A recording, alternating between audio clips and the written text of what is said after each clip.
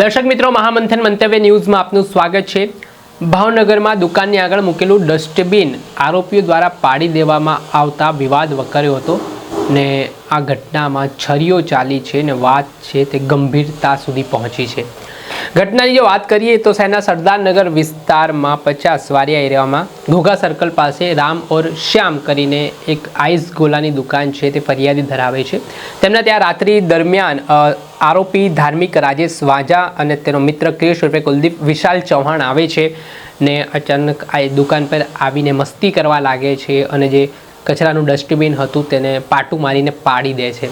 આ બાબતના સંદર્ભમાં જે ફરિયાદી છે તેમના દ્વારા વિરોધ પણ કરવામાં આવ્યો કે તે આ શું કામ કર્યું ને જે ફરિયાદીનો પુત્ર હતો તેના દ્વારા પણ બંને શખ્સોને અટકાવવામાં આવ્યા અને આને લઈને ઉશ્કેરાયેલા શખ્સો દ્વારા તેમની પાસે રહેલી છરી વડે સીધો હુમલો આદિલ નામના શખ્સ ઉપર કરી દીધો અને આ ઘટનામાં અભદ્ર ગાળો પણ ભાંડવામાં આવી ને આ છરી મારીને આરોપીઓ ભાગી ગયા। આ ઘટનાના પગલે તાત્કાલિક ઇજાગ્રસ્ત યુવકને સારવાર માટે ભાવનગરની સરટી હોસ્પિટલ ખાતે ખસેડવામાં આવ્યો। આ મામલાના સંદર્ભમાં જે ફરિયાદીના પિતા છે તેમનું નિવેદન સામે આવ્યું છે કઈ રીતે આખી ઘટનાક્રમ બન્યો હતો ને ફરી એકવાર જે અસામાજિક તત્વોએ ભાવનગરમાં માથું ઉચક્યું છે અને સારા જાહેરમાં તેઓ જીવલેણ હુમલો કરી રહ્યા છે, એક ચિંતાનો વિષય પણ બન્યો છે। પહેલા સાંભળો શું કહી રહ્યા છે ફરિયાદી। પેલા નામ તમારું? મારું નામ ઇલિયાસભાઈ છે। શેની દુકાન આપો છો? રામો શામ ઘોઘા સર્કલ ભવાની પાનની ફડકે રામો શામ વાળા।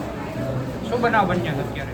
બહુ છે ફડકે ભવાની પાનવાળા છે ને ત્યાં બે અજાણા વ્યક્તિ હતા, કારના ધળ કરતા હતા, એમને એવું લાગ્યું કે પીધેલા જ હતા। પછી ત્યાં અડધી કલાક સુધી ધળ કરી એ લોકોએ, પછી ગાડી લઈને ગાયકા અમારી કોર આવ્યા, અમારી દુકાનની પાયા હતા, મારી ત્યાં ડસ્ટબિન હતું ને ત્યાં પાટું માર્યું। પછી પાટું માર્યું ને પછી મારા છોકરાએ કીધું કે ભાઈબંધ આવી રીતે ન કરાય એમ, તો એ પાટું મારીને તરત છરી કાઢીને મારા છોકરાને બાંધી દીધી। કેટલા વ્યક્તિઓ હતા? એ બે જણા હતા, બે પાસે છરી હતી। તમને કેટલા જણા વાગ્યું? બે છોકરાને વાગ્યું છે અને મને બધે અહીંયા વાગ્યું છે। સમગ્ર ઘટનામાં હાલ જે ફરિયાદી છે તેમણે એ ડિવિઝન પોલીસ સ્ટેશનમાં ફરિયાદ આપી છે આરોપીઓ સામે ને ડસ્ટબિનને લઈને આખો જે જોતામાં વિવાદ છે તે ઉગ્ર બન્યો હતો, વાત મારામારી સુધી પહોંચી હતી। જે કેસના સંદર્ભમાં આ હુમલો કરનાર આરોપીઓ છે તેમની સામે કડકમાં કડક કાર્યવાહીની માંગ ઉઠી છે।